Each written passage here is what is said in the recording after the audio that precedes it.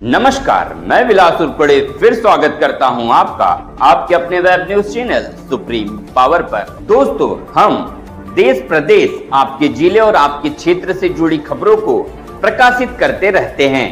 तो आप हमारी खबरों को देखने के साथ साथ हमारे चैनल से सीधे जुड़ सकते हैं, सिर्फ और सिर्फ इस लाल बटन को दबाकर और हमारे चैनल को सब्सक्राइब कर। लोकसभेच्या संदर्भामध्ये आपण जे बोलले की अपयश मिळालं होतं, वर्धा लोकसभेच्या संदर्भामध्ये मी हे तुम्हाला सांगेल की या ठिकाणी फक्त 0.2% फरक या टक्केवारीमध्ये आहे। आम्हाला जे मत मिळाले ते या लोकसभेमध्ये मागच्या लोकसभेपेक्षा कमी मत मिळाले असं म्हणता येणार नाही। फक्त 0.2 जेवढं मतदान आम्हाला कमी झालं त्या याच्यामध्ये आम्हाला ते हार पत्करावी लागली। म्हणजे जर हिशोब काढतो म्हटलं तर आम्हाला एका बूथवर फक्त 20 मतं पाहिजे होते, त्याच्यामुळे हा आमचा पराभव झाला असं आम्ही मानत नाही। आहे की या आधी सुद्धा काँग्रेसचं सरकार या महाराष्ट्रामध्ये आलं होतं, महाविकास युतीचं सरकार या महाराष्ट्रामध्ये आलं होतं। कोणी अडवलं होतं त्यांना? या लाडक्या बहिणींना पैसे द्यायला पाहिजे होते ना। आम्ही कुठे अडवलं? आम्ही ज्यावेळेस आमचं सरकार, महायुती सरकार हे महाराष्ट्रामध्ये ज्यावेळेस आलं त्यावेळेस आम्ही अर्थसंकल्पामध्ये 45,000 करोड रुपयाची तरतूद करून या लाडक्या बहिणींना पैसे देण्याचं काम आमच्या सरकारने केल्यामुळे महाविकास आघाडीच्या सरकारच्या पोटामध्ये दुखते आहे। त्यामुळे हे सगळे पोपोगंडे होते।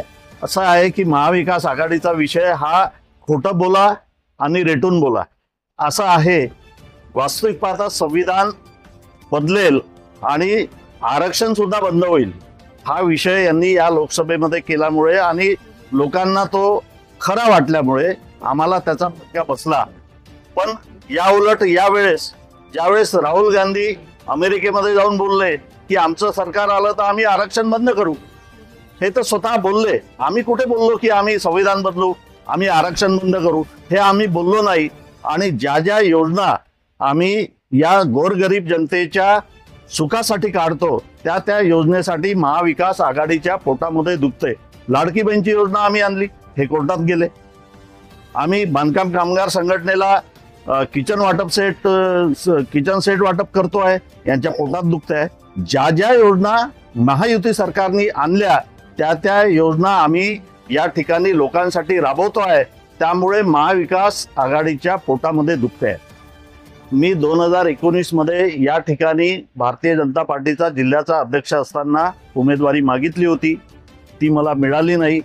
कार्यकर्त्यांच्या आग्रहामुळे मला या ठिकाणी अपक्ष लढावं लागलं आणि सेनेला या ठिकाणची देवळी पुलगाव मतदारसंघाची उमेदवारी सुटल्यामुळे सेना सुद्धा या ठिकाणी लढली।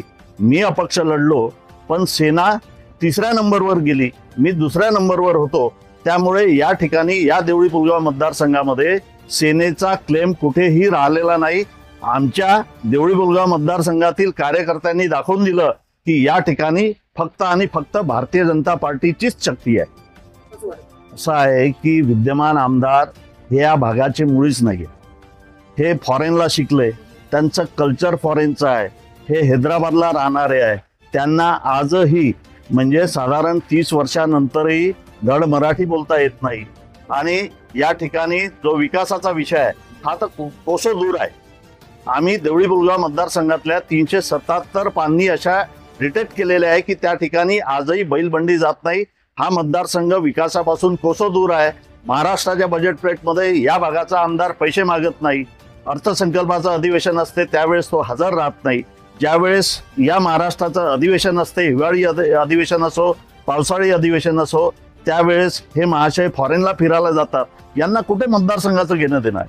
असं आहे की कार्यकर्त्यासाठी वरिष्ठ नेते जे आहेत ते विचार करतात, त्यामुळे हा वरिष्ठांचा विषय आहे, त्याच्या संदर्भात मी काही बोलू शकत नाही। पण जर पक्षाही तुम्हाला संधी नाही, 100% या ठिकाणी कार्यकर्त्यांना संधी मिळत असते।